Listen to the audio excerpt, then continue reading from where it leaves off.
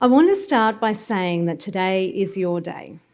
It's a day for children, young people, and adults with a Fontan circulation, a day for their mums and dads, brothers and sisters, and all those who are nearest and dearest to them. Having a day like today is important because it brings us together and concentrates our efforts. But the conversation and the action doesn't stop here. The vision of the Fontan Registry is to bring us together as a community and for us to take on the big challenges. Today, like this day last year, reminds us that there's still a lot to learn and a lot to do, but we have made so much progress together and we will continue to do so. We know that the diagnosis and treatment of congenital heart disease is just as emotional as it is physical. And I know that the experience of every person in this room is deeply personal. And I'm aware that I will not be able to capture every experience in my brief talk. But I hope that this will start a conversation about emotional health and well-being that we can continue together for a long time to come. We know that almost 1 in every 100 newborns is diagnosed with some form of heart disease each year in Australia, and that it's the most common single organ abnormality affecting babies. It's also the most common cause of admission to paediatric intensive care units, and this makes it one of the top 10 contributors to burden of disease in children. And quality of life is a universal concern for all of us involved in the care process. Our purpose is to make a lasting contribution to children with heart disease so that they live happier, healthier and longer lives. And this ambition underpins all that we do as a program together at the Heart Centre for Children. When we study outcomes for a child, we know that it is not enough to measure 30-day outcomes or even 1-year outcomes in our research, but rather we need to be concerned with a lifetime of outcomes for a child. Today, we recognise that morbidity associated with congenital heart disease is one of our greatest challenges, and that caring for our young patients and their families requires attention not only to their physical health and well-being, but also to their emotional health.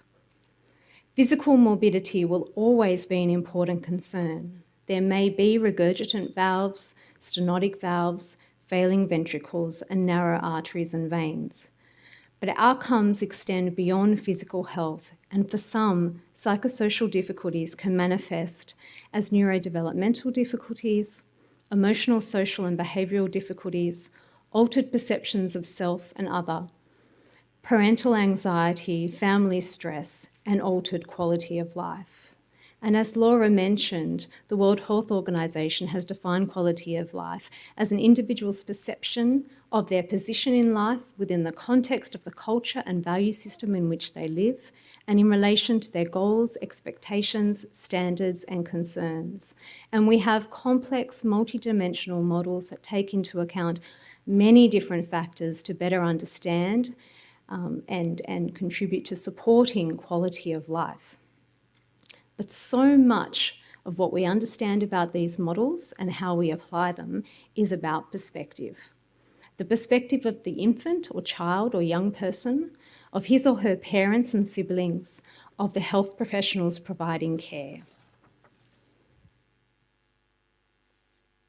But how do we best measure outcomes that matter most to children and their families? A very wise person once said, "Not everything that counts can be counted, and not everything that can be counted counts." And this is a really important example of that. How do we measure the importance of a mother and baby interacting together amidst a very busy PICU? Or how do we measure the importance of the tenderness in this father's embrace with his young son? At the Heart Centre for Children, we have prioritised 5 key areas in our research and in our clinical practice. They include discovery of the factors that contribute to risk and resilience in children with congenital heart disease and their families, development of sustainable and integrated programs that improve child health and well-being and make a difference for families. And by integrated, I mean integrated into paediatric cardiac care. We try to understand how children and families experience new and emerging technologies in health and medicine, such as genomics. We nurture resilient, compassionate and high-functioning teams in cardiac care and rapidly translate evidence into clinical practice and policy. And this is a very busy slide. I really just put it up there to provide a snapshot of the different types of research that we do in the black and the different types of outcomes that we try to measure. And one of the things that I've heard a lot of people talk about today is anxiety in children and anxiety in families, and that's certainly on the forefront of our minds in our work as well. I really wanted to focus just very briefly on one of our studies, which is called CHERISH. It's a prospective cohort study with a number of key research questions at the core. The first is, how do parents respond to their baby's diagnosis and treatment physically, emotionally, cognitively, and socially? What factors influence the different ways in which parents respond? How does cardiac diagnosis influence the developing bond between parents and their baby? And does the time of diagnosis, whether it's antenatally or postnatally, influence this important bonding process? And lastly, how can we better understand the experiences of babies themselves with congenital heart disease? And we know that these are issues and questions that are important and really coming to the forefront of people's minds in lots of different ways. But we have no data on these sorts of questions in congenital heart disease, particularly in terms of the impact of stress during pregnancy for the family and for the developing bond between mother and baby. And this is something that is really important within the CHERISH study.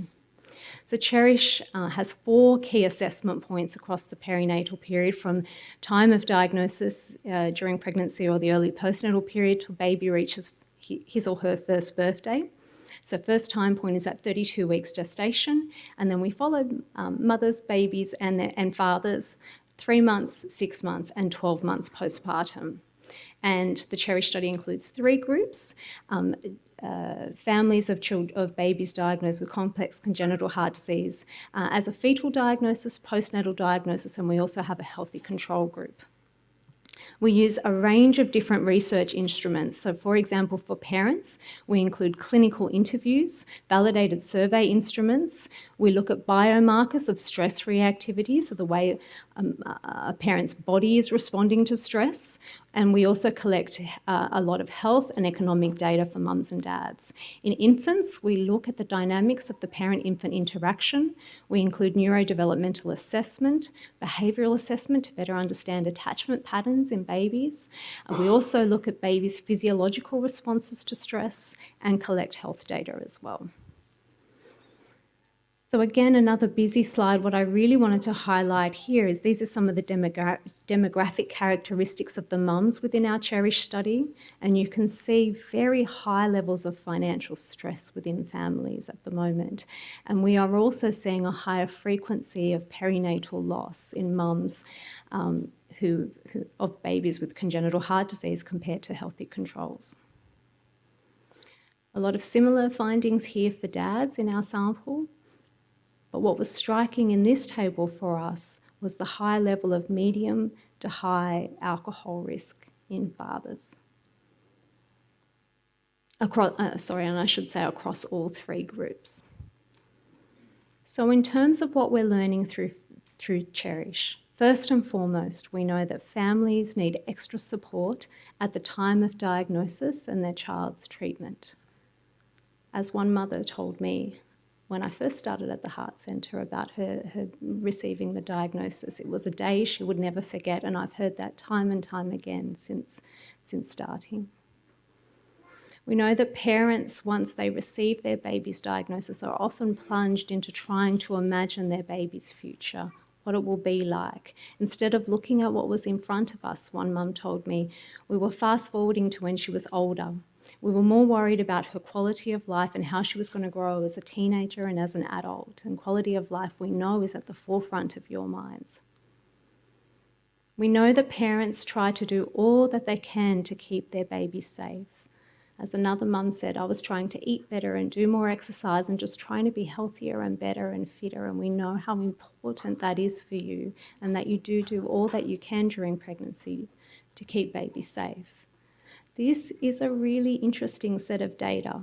So there's a line of evidence in the literature, or at least a thread in the literature, that suggests that the bonding once a diagnosis is made, particularly antenatally, can be put on hold for mums. Mums can really struggle to bond with their baby during pregnancy once they receive their baby's diagnosis. And this data says the opposite. This data says that mums are telling us that they are able to bond with their baby in the way that mothers of babies without a diagnosis do. And I think this is really important to hold on to, because once baby's born, there can be a lot of disruptions and a lot of separations and a lot of difficulties. And part of our role at the Heart Centre is to help to nurture the bond that you've already started to develop during pregnancy, that it is already there. And there are lots of things that we can do to support that to grow in the way that you'd like it to. We know that both mums and dads tell us that they want their part to play while their child is hospitalised. They want to know what their role is and how they can play it. And lots of parents have different ideas and different hopes and wishes for what that role will look like, and part of our role is to help you to have that manifest. These are really important data that we are starting to accumulate through CHERISH. What we are finding, for example, for mothers in the first instance, is that 2 months after receiving their baby's diagnosis, 34% of mothers in the fetal cardiac group reported symptoms of symptoms of depression warranting clinical intervention, professional clinical support.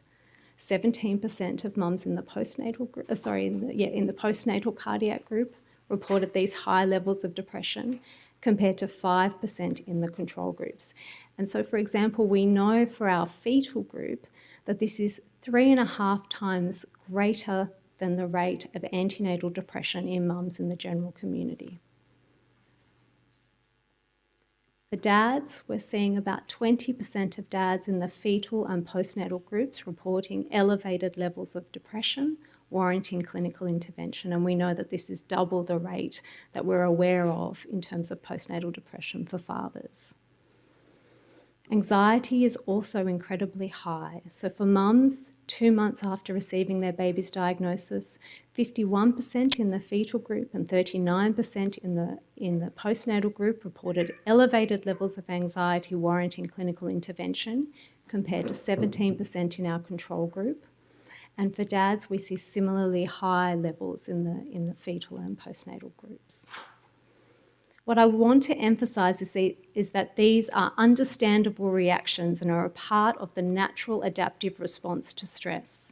But it is when these symptoms go on for too long that difficulties can arise. And we know that the antenatal or early postnatal period is a really critical time to intervene and to activate support. And this is what our family support team at the Heart Centre for Children looks like. We work in very close collaboration with colleagues from psychology, cardiac nursing, cardiac and neonatal social work, child life therapy, occupational therapy, and genetic counselling. And we all work together as a very close-knit team to provide the best possible care. We have developed our own models of clinical psychological care at the Heart Centre. I won't go into it in a lot of detail, but I'm very happy to at another time. And we are developing resources specific to our population to help as early as we possibly can.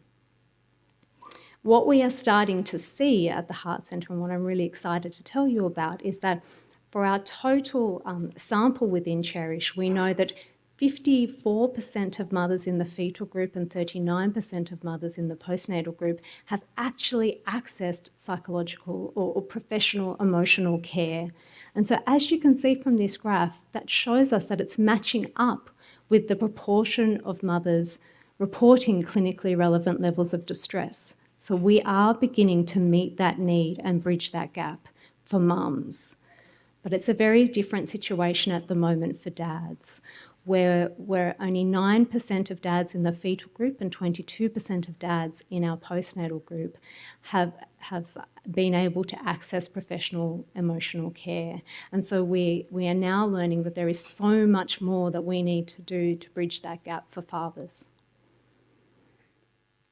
We know that the way kids and families cope is not necessarily driven by objective risk factors.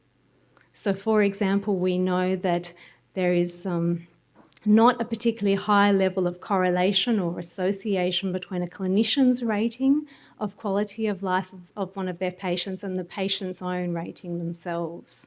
We know that about less than 3% of the variance in young people's perceptions of their health and well-being in this particular American study was actually explained by disease severity. And what this tells us is that we can't assume outcomes from clinical parameters or brief clinical interactions with our patients. We have to understand things from their perspective.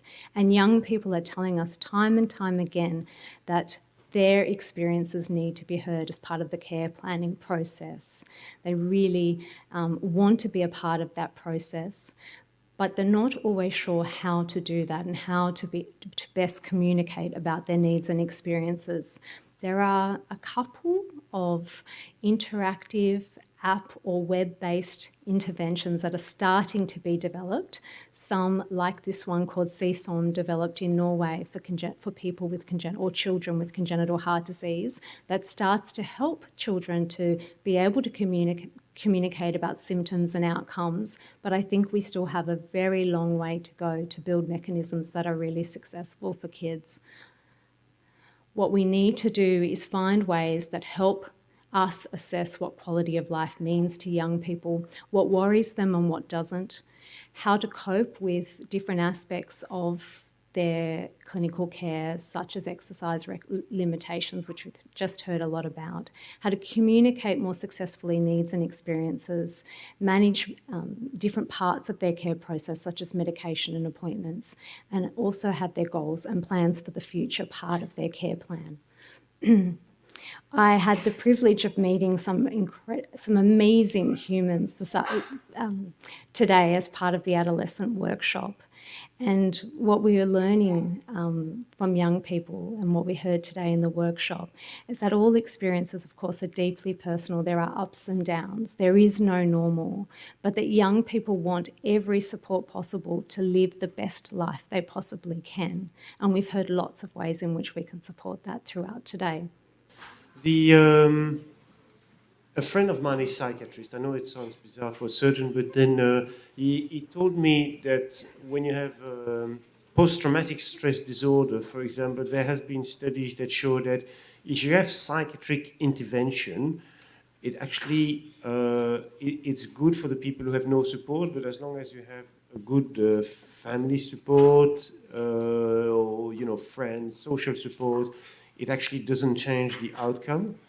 So I understand that it's normal. The parents are living through a difficult time around the antenatal diagnosis, and they're hit by the stuff, and they have symptoms of depression and anxiety. But do you have evidence that intervention is efficient in that setting? We have a lot of evidence for the efficacy of psychological treatments. That's not to say that it's for everyone, and that's not to say that there aren't other avenues for accessing support, but certainly there's a huge body of evidence to support the efficacy of psychological treatment for antenatal and postnatal depression and anxiety.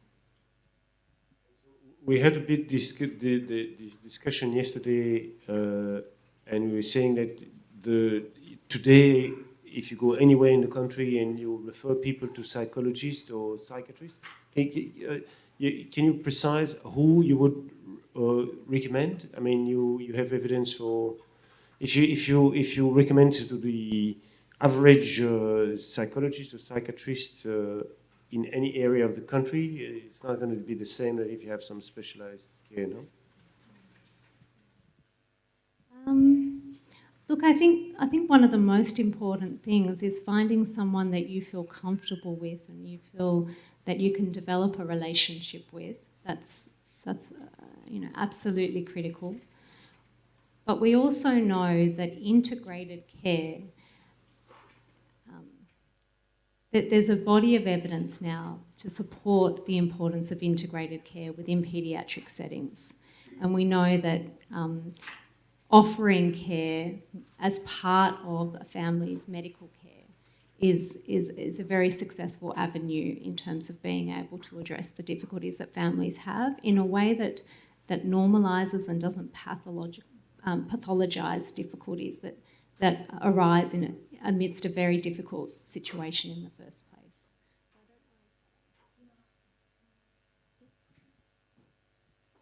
Can you just outline for people, if they are feeling down or like they want to talk to somebody, how they can best access things through their GP or Headspace or those kind of things? Yeah, so there's a number of different pathways.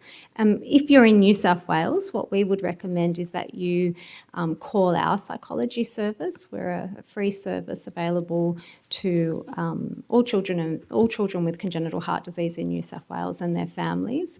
Obviously, not everyone lives close to Westmead, and Westmead isn't a place where all people can come. But what we can do is help to offer pathways. Other avenues as Adults too. Yeah, other avenues are to begin with a conversation with your GP.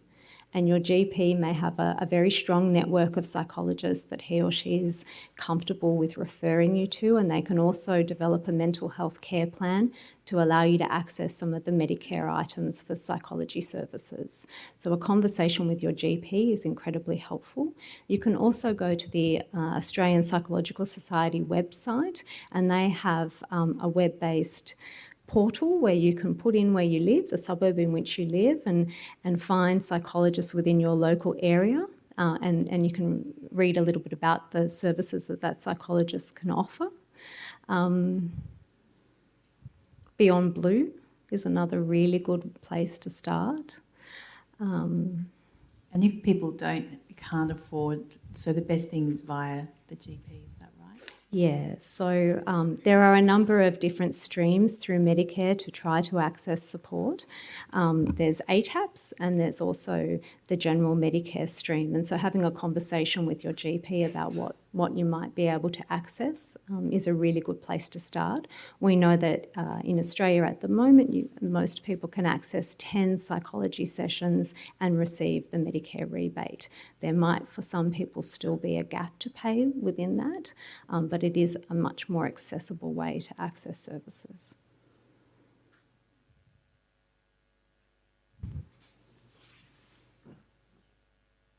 You like exercise, don't you? Any other questions? Yes, Rachel?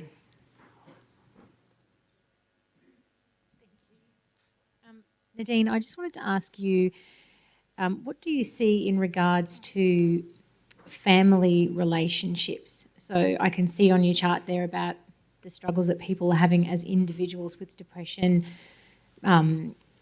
antenatal and postnatal.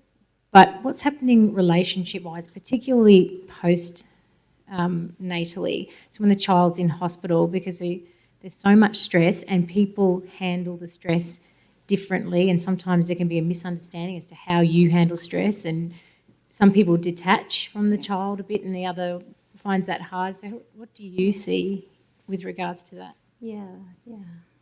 So I'll put my clinical hat on for a minute and then I'll put my research hat on, and I'll answer that question slightly differently for both. Certainly clinically we see that the stress process can be very similar to the grieving process, in that people grieve in very different ways within families and people respond to stress in very different ways within families. Some people in situations of high stress really need to be very, very close to their baby or to their family and spend as much time as they possibly can. And others can't bear to do that and face stress by taking time out and having time to themselves. And so what one very simple thing that we can do is universally provide psychoeducation around the different ways in which people respond to stress and how to support people differently as they try to cope as best they can. At the Heart Centre, the question that you raise is always at the forefront of our minds, and what we try to do as best we can is offer support to the family as a whole rather than on an individual basis. Now, that will vary depending on what families would like to have, and of course we always tailor treatment individually, but we try our best to offer access to the entire family. And that will look different for every family member within the family as well. From a research perspective, there was a body of work a long time ago that talked about the rate of marital dissolution as being as high as 75% in families of children with a chronic illness. We don't find that anymore, and I'm not sure why there is that disconnect, but there is a tradition of the research showing very high levels of dissolution, and we're not finding that anymore. So that's something that we're looking into in a lot more detail in our work. Can I be greedy and ask another quick question? I just want to ask you about post-traumatic stress in the children. So I actually used to think, probably like a lot of other people, that post-traumatic stress was something only associated with, say, a soldier or somebody like that.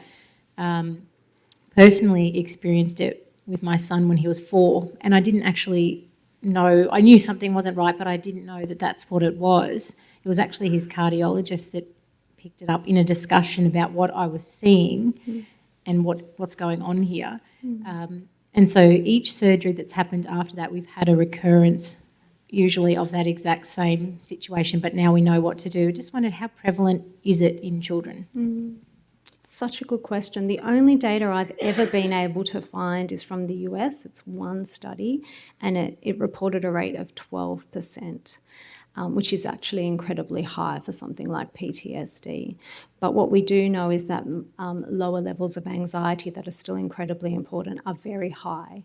And so what we think about as clinicians all the time is trauma-informed care, that there are lots and lots of instances of trauma within hospitalisation or as part of the hospitalisation process, and that is something that we're always thinking of and aware of, and trying our best to build buffers and making sure that families and children have access to support as quickly as possible. And that's why our support team works in such a multidisciplinary way, so that we can offer different levels and different types of approaches. So our child life therapist, Karen Weir, is absolutely critical to our team and helps to start to build those buffers during difficult medical procedures for children.